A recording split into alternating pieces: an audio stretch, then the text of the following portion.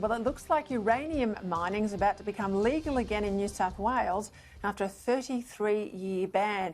We're told a deal's been struck with the Berejiklian government to support key elements of the One Nation bill from Mark Latham to repeal this long-time ban. It's on the agenda for Monday's cabinet meeting. It's somewhat of a victory for New South Wales Deputy Premier John Barilaro, and he joins me now from the border town of Albury. Thank you for your time, John Barilaro. What does it mean? I know you're talking about lifting the bar. We're likely to see any mining soon.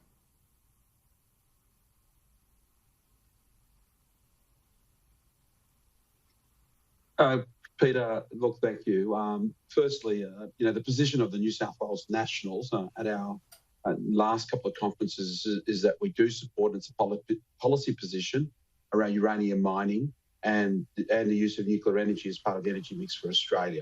But this is a party position. Now, this has to go through Cabinet still. It hasn't been finalised, and that items that have to go to Cabinet are something of remain a little bit confidential until such time.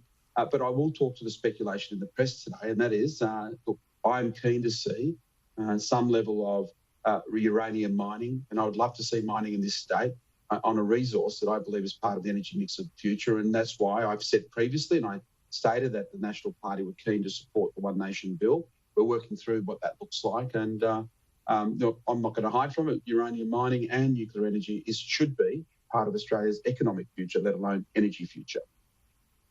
Look, I'm just asking all my viewers to bear with a delay, but I thought it's important to talk to you tonight on the back of this. You've long been a campaigner for uranium mining and nuclear power in particular. So we're not talking in this case about nuclear power, but if you get uranium mining up in New South Wales, where do you think we go on nuclear power? And are you prepared to really push it with the feds, who themselves have the broad moratorium in place that's been there now for about 20 years?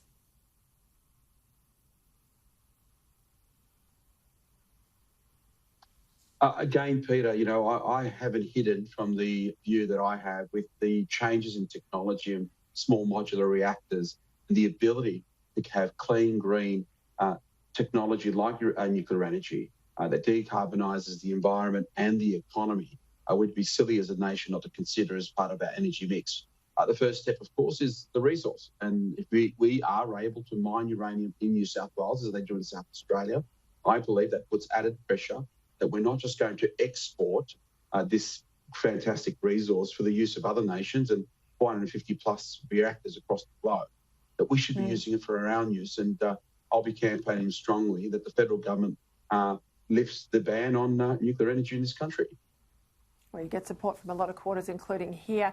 You're in Albury at the moment. I've got to ask you, I'm getting a lot of information, a lot of people contacting me, concerned over the border closures, a lot of families, high school students, businesses impacted in these border towns like Albury and Wodonga. What's the plan from here on in? What sort of hope have these people got that they can get back to work sooner rather than later, given they just don't have the COVID cases that we're seeing in metropolitan Melbourne?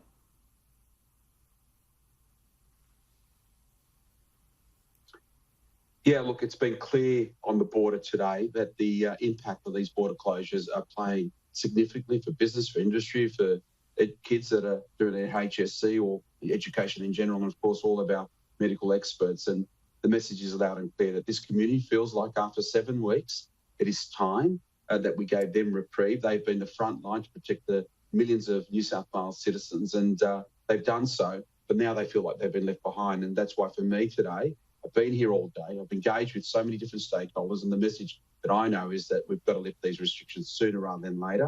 So I'll be advocating that. I'll take that back to Sydney, talk to the leadership team, and there's a fair case for it. I mean, firstly, the message to people in Sydney who are saying keep the border closed and keep it safe, well, that's selfish, because it's this community that's wearing the brunt of it while you still enjoy the freedoms in Sydney. And for people out of Melbourne, all I say is please take responsibility seriously and don't travel to regional and rural Victoria, and help these communities get to about some level of normality, because there are no cases. It's been 44 days here since the last case and 100 days before that. So we need to get onto it. We need to relieve this community of the pressures of the border closure. That's what I'm aiming for. I hope to be back here next week to make some more announcements around that. Thank you for your time, John Barilaro. Couldn't agree more. It's not regional Victoria here, it's metropolitan Melbourne.